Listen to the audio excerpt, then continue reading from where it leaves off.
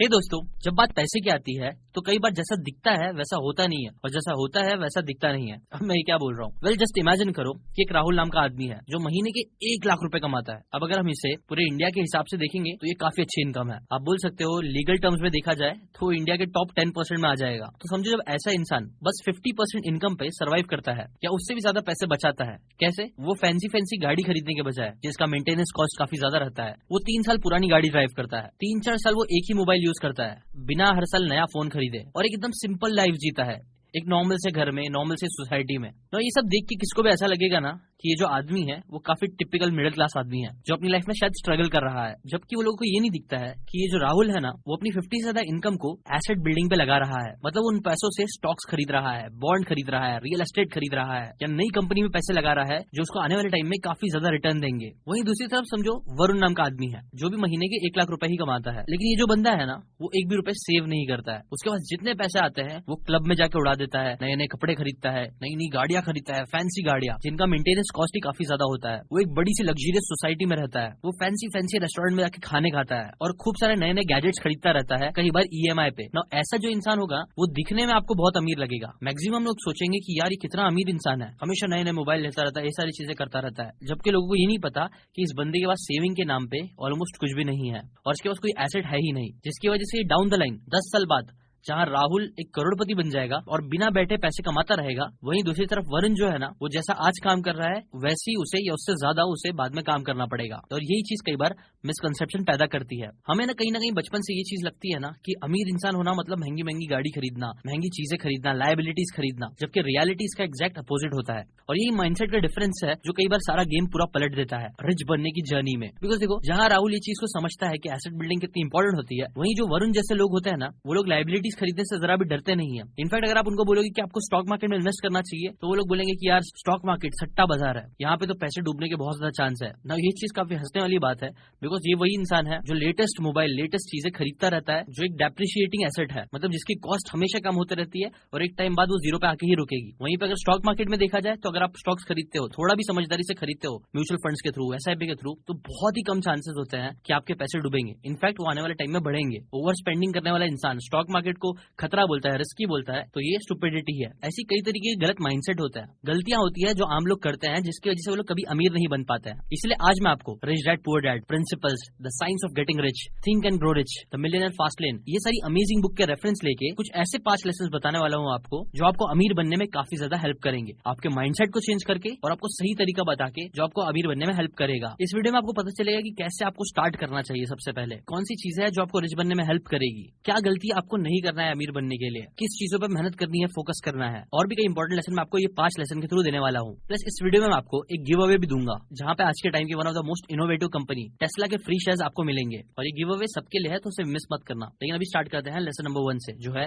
Know where you stand. आपको जिंदगी में कहाँ पहुंचना है ये पता होने के लिए कई बार ये पता होना बहुत जरूरी है कि राइट नाउ आप कहाँ हो। जैसे अगर मैं मुंबई में हूँ तभी मैं अच्छे से मुंबई टू दिल्ली की फ्लाइट लेके दिल्ली पहुंच सकता हूँ, बट अगर मुझे पता ही नहीं है कि मैं कहाँ पे हूँ तो कई बार मेरे लिए मुश्किल होगा मेरे डेस्टिनेशन तक पहुंचना। इसलिए सबसे पहला लेसन तो ये है स्टार्ट करने का अमीर बनने के रास्ते पे कि पहले आप पता करो कि आप राइट नाउ कहाँ पे हो और आपके गोल्स कहाँ पे जा रहे हैं। और इसके लिए आपकी हेल्प करेगा कैश फ्लो क्वाड्रेंट, जो रॉबर्ट कियोसाकी अपनी कई सारी बुक्स में सिखाते हैं। यहाँ से आप पता कर सकते हो कि राइट नाउ आप कौन से क्वाड्रेंट में आते हो और कौन से क्वाड्रेंट पे जाना आपका एम होना चाहिए। देखो, अगर इस 4 क्वाड्रेंट्स को हम अल्फाबेटिकल लेटर से डिफाइन करें तो यहाँ पे E स्टैंड करता है एम्प्लॉयज के लिए, जो मैक्सिमम लोग आज यूज कर रहे हैं। S स्टैंड करता है सेल्फ एम्प्लॉयड के लिए, जो basically commission based, fees based income होती है, जैसे यूजुअली डॉक्टर्स और लॉयर्स लोग करते हैं। फिर B रिप्रेजेंट करता है थर्ड क्वाड्रेंट बिजनेस के लिए। इस क्वाड्रेंट में आते हैं बड़े बड़े एंटरप्रेन्योर्स जैसे Steve jobs, Henry Ford, Elon Musk, जो हजारों लोगों को हायर करते हैं। और लास्ट आता है I, जो स्टैंड करता है इन्वेस्टर्स के लिए, जिसके अंदर कई सारे फाइनेंशियल गुरुज और इन्वेस्टर्स आते हैं जैसे वॉरेन बफेट, चार्ली मंगर,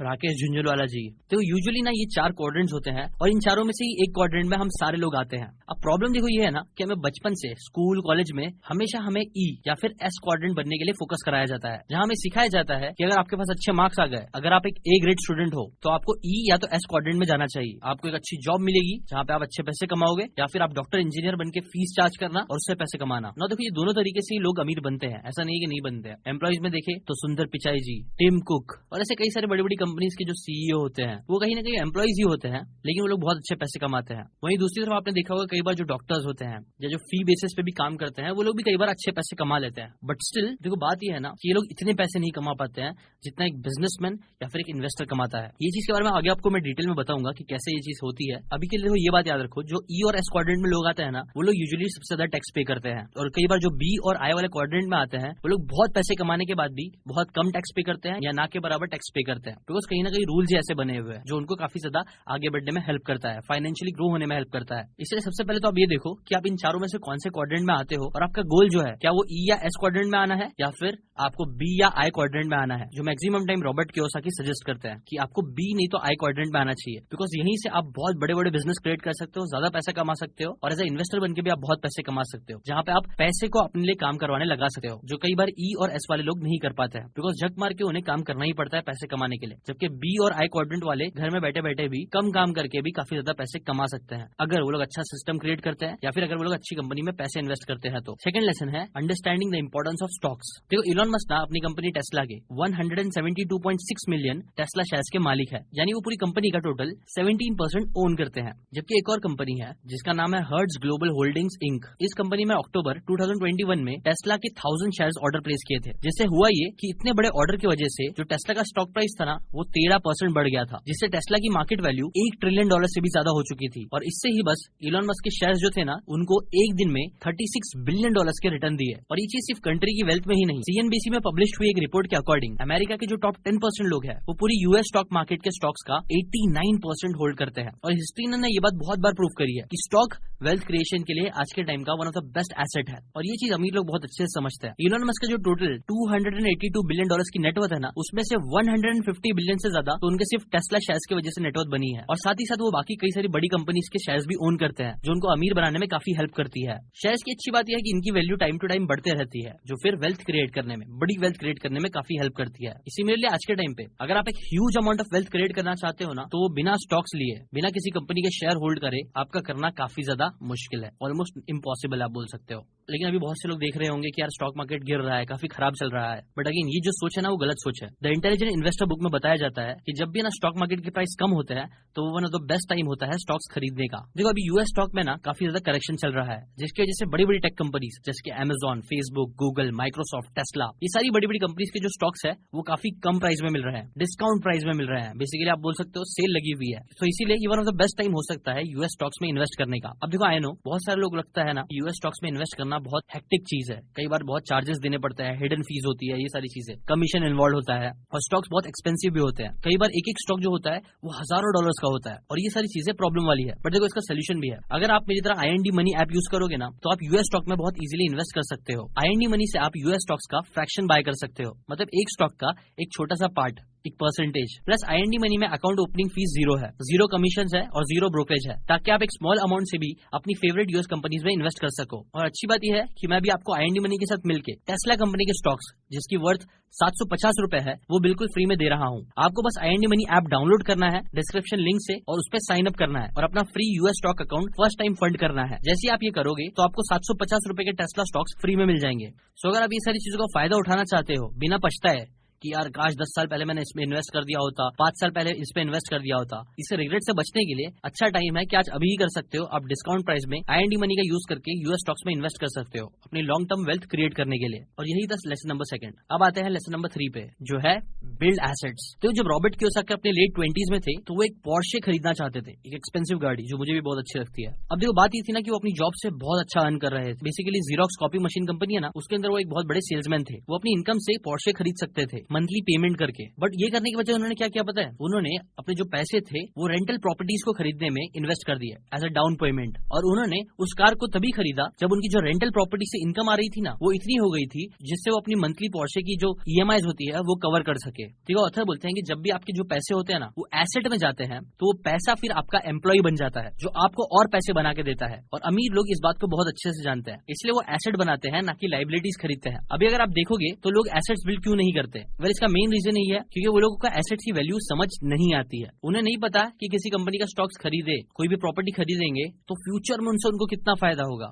क्योंकि कई बार हमारा जो दिमाग है ना वो फ्यूचर को लेके अच्छे से जज नहीं कर पाता है, क्लियर पिक्चर नहीं देख पाता है। और इससे रिलेटेड कोड भी है ना कि we usually overestimate what we can achieve in a year and we underestimate what we can achieve in 10 years। ये कोड भी बताते हैं कि कैसे हम फ्यूचर को लेके कई बार बहुत गलत जजमेंट करते हैं, और यही रीजन आप बोल सकते हो जिसके वजह से लोग एसेट बिल्ड नहीं करते हैं, जो आपको करना चाहिए। नेक्स्ट फिर आता है फोर्थ लेसन जो है building multiple source of income. Warren Buffett अपनी फेवरेट कंपनी कोको कोला के 400 मिलियन शेयर्स को ओन करते हैं, जहां वो पूरी कंपनी के 9.3 हिस्से के मालिक है। वहीं दूसरी तरफ उस कंपनी के जो सीईओ है जेम्स क्विंस्की, वो उस कंपनी को पूरी तरीके से मैनेज करते हैं, दिन भर काम करते हैं, जिसकी वजह से ही उन्हें साल 2017 में $10 मिलियन की सैलरी भी मिली थी, जो कि अच्छी है, बहुत अच्छी है। बट वहीं पे उसी साल 2017 में आपको पता है वॉरेन बफेट ने बिना कोई काम करे कोको कोला के डिविडेंड इनकम से ही $592 मिलियन कमाए थे। नाउ मैं अज्यूम कर रहा हूँ कि आपको पता ही होगा डिविडेंड क्या होता है, वो कैसे काम करता है। अब देखो बात यह है ना, जब आप स्टॉक मार्केट में पैसे इन्वेस्ट करते हो तब आप उससे तब तक पैसे नहीं कमाते जब तक आप अपने उस स्टॉक को सेल नहीं कर देते। मान लो आप अपने 20s में हो और आपने सीरियसली इन्वेस्टिंग करना स्टार्ट कर दिया। आप एक कंपनी पिक करते हो और 40 साल तक रेगुलरली उसमें इन्वेस्ट करते हो, जहां आपकी जेब से पैसे जा रहे हैं। आप अपने फोन पे तो उस पैसे को बढ़ते हुए देखते हो, बट इससे निकल के उसे यूज नहीं कर सकते, क्योंकि उसके लिए आपको अपने शेयर्स को सेल करना पड़ेगा, जो अगर आप करोगे तो आपका कंपाउंडिंग जो होता है, कंपाउंडिंग इफेक्ट जो होता है वो रुक जाएगा। बट वहीं अगर आप रेगुलरली इन्वेस्टिंग की जगह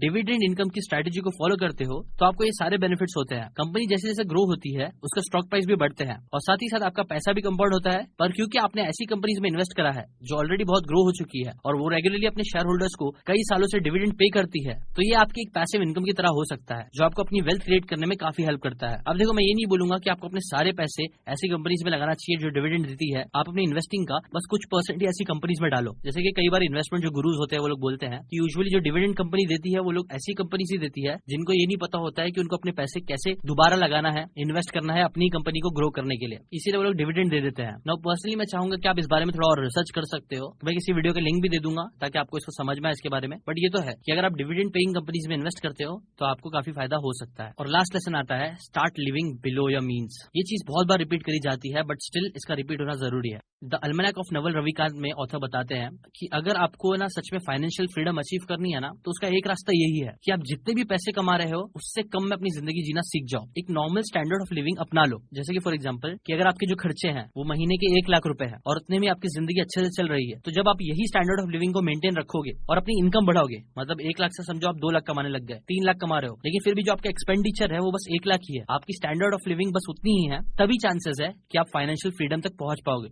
वहीं पर अगर आप दूसरी तरफ अगर आप 1 लाख कमा रहे हो और 1 लाख स्पेंड कर दे रहे हो तो आपके पास 0 बचेंगे। और फिर आप जब 2 लाख कमाने लगते हो और अपनी स्टैंडर्ड ऑफ लिविंग को भी बढ़ाने लगते हो, आप छोटी से बड़ी गाड़ी लेने लगते हो, छोटे से बड़ा मोबाइल लेने लगते हो, ज्यादा खर्चे करने लग जाते हो, मतलब स्टैंडर्ड ऑफ लिविंग को बढ़ाने लग जाते हो धीरे धीरे, तो जब तक आप ऐसा करते रहोगे तब तक आप फाइनेंशियल फ्रीडम अचीव नहीं कर पाओगे। इसलिए लेसन बहुत जरूरी है to understand that you should live below your means. हमेशा नहीं बट कई बार। इससे रिलेटेड वॉरेन बफेट की एक स्टोरी भी है कि कैसे जब आईफोन एक्स लॉन्च हुआ था ना तब एप्पल ने उन्हें एक आईफोन एक्स गिफ्ट करा था, बट उन्होंने आज तक उसे यूज नहीं करा है, सिंपली बिकॉज वो बोलते हैं मुझे आईफोन यूज करने की जरूरत महसूस ही नहीं होती है। उसके बिना वो सैमसंग का एक छोटा सा मोबाइल यूज करते हैं जिसका कॉस्ट समझो अराउंड $20 है, और उसके साथ भी वो खुश है। और ये भी one of the biggest reason है उनकी एक्सट्रीम वेल्थ का। वो हमेशा ना बस अपनी जरूरत के हिसाब से पैसे खर्च करते हैं। इन अ वे आप बोल सकते हो वो बहुत फ्रूगल है, एक ऐसा इंसान जो बहुत सोच समझ के पैसे खर्च करता है। सैम वॉल्टन जो कि वॉलमार्ट के मालिक है, उनको भी बोला जाता था कि वो बहुत फ्रूगल लाइफ जीते थे। वो कमाते तो बहुत थे लेकिन उनके पास जो गाड़ी थी ना वो एक नॉर्मल सी ट्रक थी जो काफी सस्ते में मिलती थी। उनका जो घर था वो भी बहुत ज्यादा फैंसी नहीं था, बहुत चीप जगह पे वो रहते थे,